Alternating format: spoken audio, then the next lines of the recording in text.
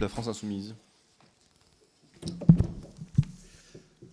Madame la rapporteure, Monsieur le Président, par ce texte, vous proposez de revoir le régime de l'ordonnance de protection,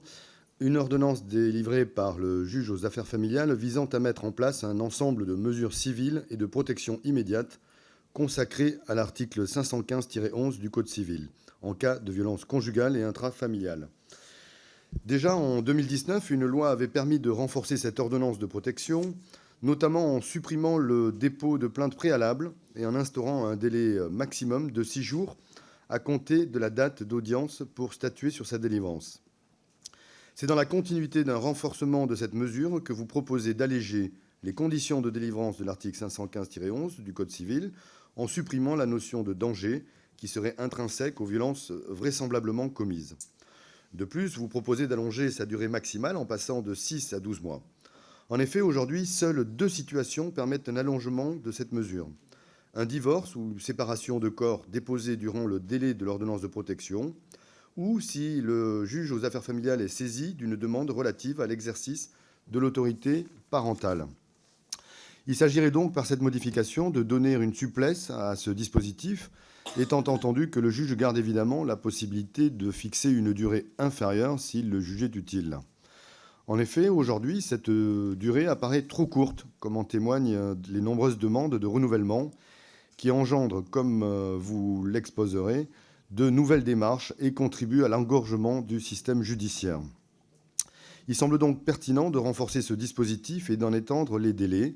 puisque l'ordonnance de protection est un outil que nous souhaitons développer dans la lutte contre les violences conjugales et les violences intrafamiliales, et nous souhaitons ainsi faciliter son accès et améliorer l'information de ce dispositif aux victimes. L'information concernant cette mesure n'est pas un détail et constitue un réel enjeu, puisque, rappelons-le, en 2022, sur les 147 femmes tuées, seulement 2 bénéficiaient d'une ordonnance de protection, ce qui atteste de la sous-utilisation du dispositif et de l'importance de l'information auprès des victimes. En outre, en parallèle au déploiement de ce type d'outils juridiques, un grand plan de lutte contre ces violences doit être déployé en matière de réponse et d'accompagnement des victimes, mais aussi et surtout en matière de prévention pour enrayer le système qui produit ces comportements déviants, produits purs du patriarcat historique et de la domination masculine qui en découle. Le groupe La France Insoumise déposera 2 amendements dans ce sens, c'est-à-dire l'un pour raccourcir le délai d'ordonnancement de 6 jours à 2 jours. Bien évidemment, cet amendement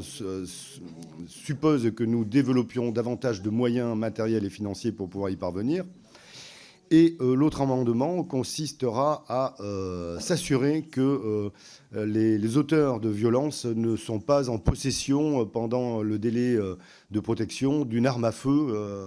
à leur domicile ou avec eux, puisque bien évidemment, on a également un certain nombre de ces féminicides qui ont été produits, réalisés à partir des armes à feu, que ce soit de chasseurs, de policiers, de gendarmes, de militaires, enfin, toute personne étant en mesure de disposer d'une arme à feu. Bien entendu, Madame la rapporteure, notre groupe est solidaire avec votre proposition de loi et nous l'accompagnerons de ces 2 amendements visant à renforcer encore le texte et la protection des victimes de violences intraconjugales. Je vous remercie.